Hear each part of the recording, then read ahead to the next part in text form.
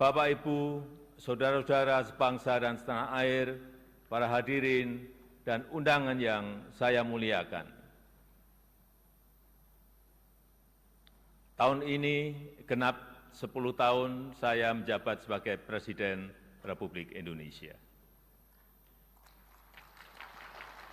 Dan genap 5 tahun Bapak Profesor Kiai Haji Ma'ruf Amin menjabat sebagai Wakil Presiden Republik Indonesia. Sebuah tanggung jawab dan kepercayaan besar yang tidak pernah kami bayangkan sebelumnya. Sebuah mandat dan amanah besar yang tidak pernah kami pikirkan sebelumnya. Sejak hari pertama saya menerima amanah ini, saya sangat menyadari akan ada banyak gelombang yang harus dihadapi.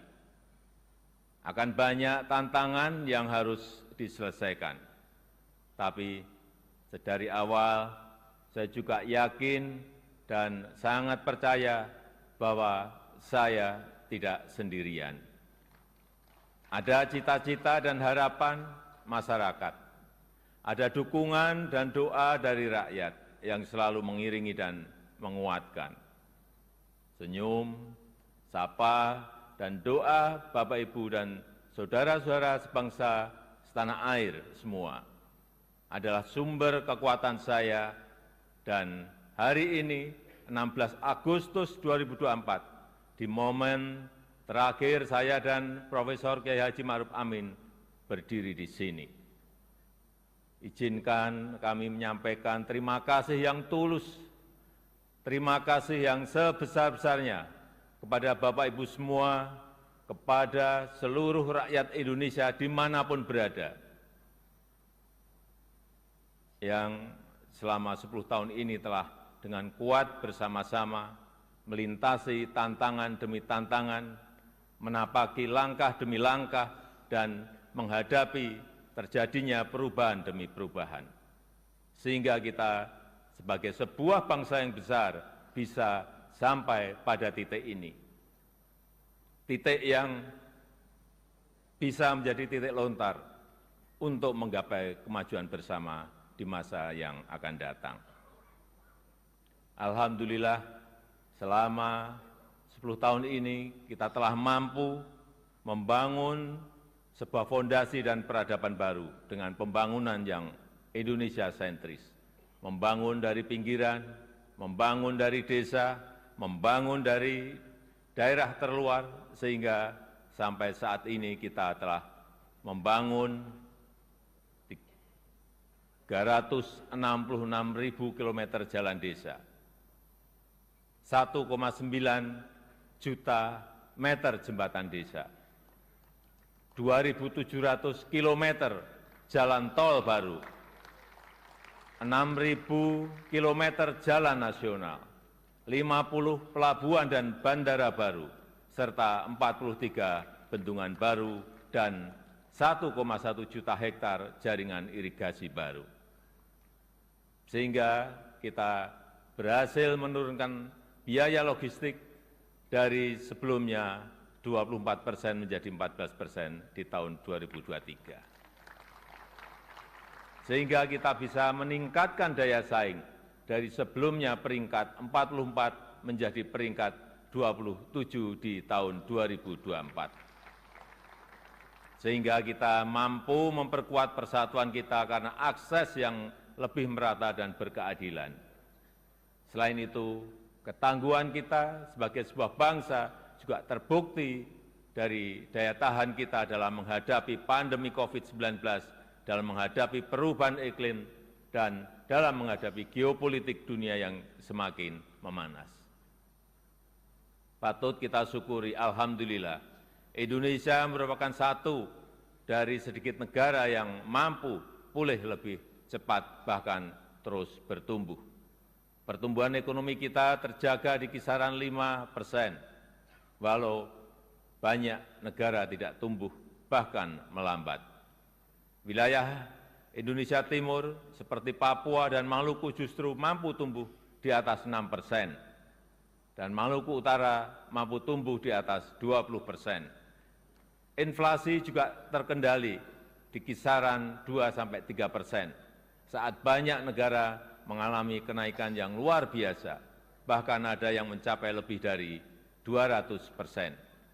Angka kemiskinan ekstrem mampu kita turunkan dari sebelumnya 6,1% menjadi 0,8% di tahun 2024. Angka stunting juga mampu kita kurangi dari sebelumnya 37% menjadi 21,5% di tahun 2023. Dan tingkat pengangguran juga mampu kita tekan dari sebelumnya 5,7% menjadi 4,8% di tahun 2024. Upaya perlindungan bagi masyarakat ekonomi bawah juga telah memberi manfaat luas bagi masyarakat. 361 triliun rupiah anggaran Kartu Indonesia Sehat selama 10 tahun ini telah digunakan untuk membiayai layanan kesehatan lebih dari 92 juta peserta JKN per tahunnya, mulai dari usia dini sampai lansia yang tersebar di seluruh Indonesia. 113 triliun rupiah anggaran Kartu Indonesia Pintar selama 10 tahun ini telah digunakan untuk pendidikan lebih dari 20 juta siswa per tahun mulai dari SD sampai SMA, SMK di seluruh tanah air Indonesia.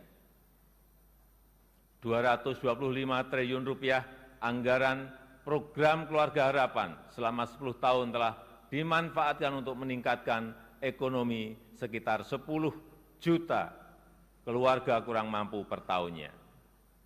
Dan 60,3 triliun rupiah anggaran prakerja selama 5 tahun telah dimanfaatkan untuk menambah keahlian 18,8 juta pekerja yang tersebar di seluruh tanah air Indonesia. Ini adalah pembangunan yang kita cita-citakan bersama, pembangunan yang menyentuh semua lapisan masyarakat, pembangunan yang memberi dampak bagi masyarakat luas, dan pembangunan yang membuka peluang untuk tumbuh bersama-sama. Bapak, Ibu, saudara-saudara sebangsa dan setanah air, di sisi lain kita juga telah mengambil langkah besar untuk meningkatkan produktivitas dan nilai tambah dengan tidak lagi mengekspor bahan mentah, tapi mengolahnya dulu di dalam negeri. Walau banyak negara lain yang menggugat, menentang, bahkan berusaha menggagalkan, tapi kita sebagai sebuah bangsa yang berdaulat, sebagai bangsa yang besar, kita tidak goyah bahkan terus maju untuk melangkah. Dimulai dari nikel, boksit, dan tembaga yang akan dilanjutkan dengan timah, serta sektor potensial lainnya seperti perkebunan, pertanian, dan kelautan. Alhamdulillah, sampai saat ini telah terbangun smelter dan industri pengolahan untuk nikel, boksit, dan tembaga yang membuka lebih dari 200.000 lapangan kerja dan meningkatkan pendapatan negara lebih dari 158 triliun rupiah selama 8 tahun ini. Kita ingin kekayaan yang ada di negeri ini, anugerah Allah Subhanahu wa Ta'ala untuk negeri ini dapat dikelola sebesar-besarnya untuk kepentingan rakyat, dapat dimanfaatkan semaksimalnya untuk kesejahteraan rakyat. Oleh sebab itu, kita juga telah mengambil aset kita kembali yang selama puluhan tahun dikelola oleh pihak asing, yang selama puluhan tahun diambil manfaat besarnya oleh pihak asing, seperti Freeport, Blok Rokan, dan Newmont. Alhamdulillah, semuanya itu bisa kita ambil alih kembali.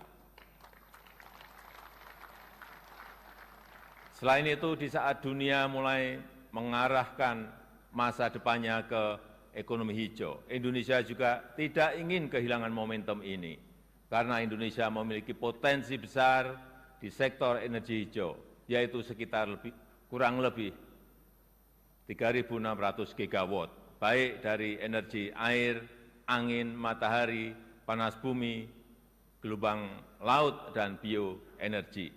Sehingga kita terus konsisten mengambil bagian dalam langkah dunia melakukan transisi energi secara hati-hati dan bertahap, karena transisi energi yang ingin kita wujudkan adalah transisi energi yang berkeadilan, yang terjangkau dan mudah diakses bagi masyarakat. Di sektor teknologi dan digitalisasi, kita juga patut bersyukur untuk pertama kalinya kita memiliki INA Digital, sebuah digitalisasi layanan pemerintah yang terintegrasi untuk mempercepat dan mempermudah layanan bagi masyarakat. Cakupan elektrifikasi terus kita perluas hingga mencapai 99% di tahun 2024 tahun ini. Demikian juga dengan cakupan internet yang terus kita tingkatkan hingga mencapai 79% di tahun 2024. Ini akan menjadi ekosistem yang baik untuk mendorong digitalisasi UMKM dan pengembangan startup Indonesia, sehingga akan melahirkan semakin banyak entrepreneur muda yang berkualitas di negeri ini. Dukungan produk dalam negeri juga kita berikan perhatian khusus dengan memprioritaskan belanja APBN, APBD, dan BUMN untuk produk-produk dalam negeri. Karena kita ingin apa yang berasal dari rakyat dapat kembali ke rakyat dan bermanfaat maksimal untuk rakyat. Di bidang hukum, kita juga patut bersyukur setelah 79 tahun merdeka, akhirnya kita memiliki Kitab Undang-Undang Hukum Pidana yang baru. Sebagai upaya memodernisasi hukum Indonesia, serta Undang-Undang Cipta Kerja yang merevisi 80 undang-undang dan 1.200 pasal. Sebagai upaya untuk menderegulasi peraturan yang tumpang tindih. Kita juga sudah memiliki undang-undang tindak pidana kekerasan seksual untuk memberikan perlindungan yang nyata, yang kuat, terutama bagi perempuan dan anak-anak. Bapak, Ibu, dan saudara-saudara sekalian sebangsa dan setanah air. Ini adalah hasil kerja keras kita bersama. Ini adalah fondasi besar kita bersama. Ini adalah bukti bahwa persatuan kita, bahwa kerukunan kita, bahwa kerja keras dan kegotong royongan kita dapat membawa Indonesia melompat lebih tinggi lagi. Oleh sebab itu, saya sangat menghargai, sangat mengapresiasi dukungan dan kerjasama seluruh lembaga negara dalam menopang lompatan kemajuan Indonesia. Mulai dari MPR RI, yang telah berperan aktif memperkokoh ideologi negara, memperdalam rencana penyusunan pokok-pokok haluan negara, dan menjaga silaturahmi antar tokoh-tokoh bangsa. DPR RI yang telah menjalankan fungsi legislasi, menjalankan fungsi penganggaran dan pengawasan, merumuskan RAPBN 2025 untuk suksesi transisi pemerintahan dan menyelesaikan banyak undang-undang strategis, seperti Undang-Undang Ibu Kota Negara, Undang-Undang Daerah Khusus Jakarta, Undang-Undang Informasi dan Transaksi Elektronik, Undang-Undang Aparatur Sipil Negara, dan Undang-Undang Kesejahteraan Ibu dan Anak. DPD RI yang terus mengawal kemandirian daerah otonom, menginisiasi inisiatif perancangan legislasi, melakukan pengawasan pelaksanaan undang-undang dan perda, serta memberi perhatian khusus terkait agraria dan pangan. Begitu juga dengan BPKRI yang telah mengawasi penggunaan anggaran negara, serta memperkokoh kepercayaan dan kepemimpinan Indonesia di dunia internasional melalui keaktifannya dalam organisasi dan forum-forum internasional.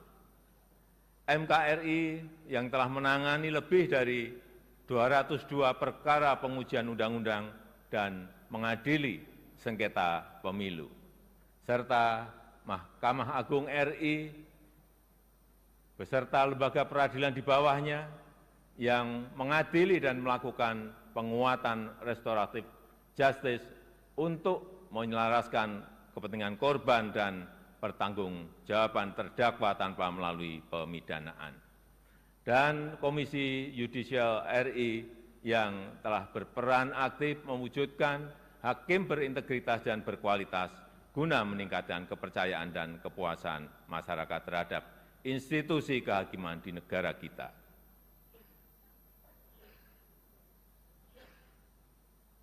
Bapak, Ibu, saudara-saudara sebangsa dan setanah air,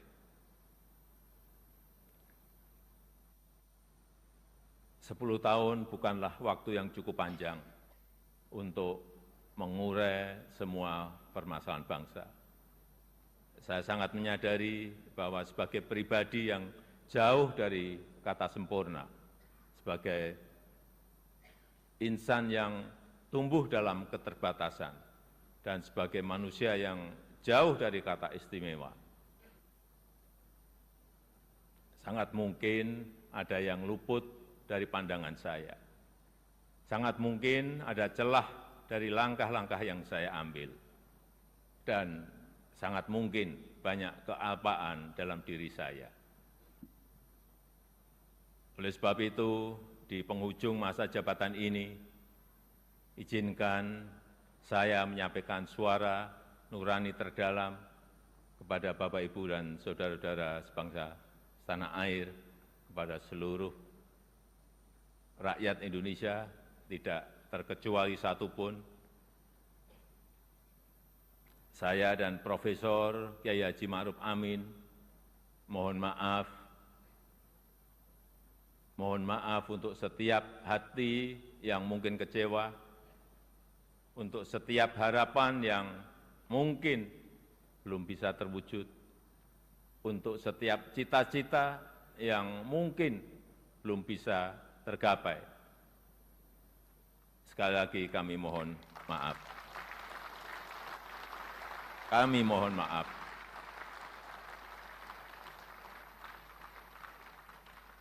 Ini adalah yang terbaik yang bisa kami upayakan bagi rakyat Indonesia, bagi bangsa dan negara Indonesia. Saya tahu bahwa hasil yang kita capai pada saat ini belum sepenuhnya tuntas mencapai hasil akhir. Belum sepenuhnya sesuai dengan harapan dan keinginan Bapak Ibu semua. Namun saya yakin dan percaya dengan persatuan dan kerjasama kita, dengan keberlanjutan yang terjaga, Indonesia sebagai negara yang kuat dan berdaulat akan mampu melompat dan menggapai cita-cita Indonesia Emas di tahun 2045. Terakhir, kepada Presiden terpilih Bapak Jenderal TNI Purnawirawan Prabowo Subianto. Tahun depan, insya Allah Bapak yang akan menyampaikan pidato kenegaraan. Nanti pada tanggal 20 Oktober 2024, izinkan saya menyerahkan tongkat estafet kepemimpinan ini kepada Bapak Prabowo Subianto. Izinkan saya juga menyerahkan semua harapan dan cita-cita masyarakat Indonesia dari Sabang sampai Merauke, dari Miangas sampai Pelorote, dari pinggiran, dari daerah terluar, dari desa dan dari pusat-pusat kota kepada Bapak.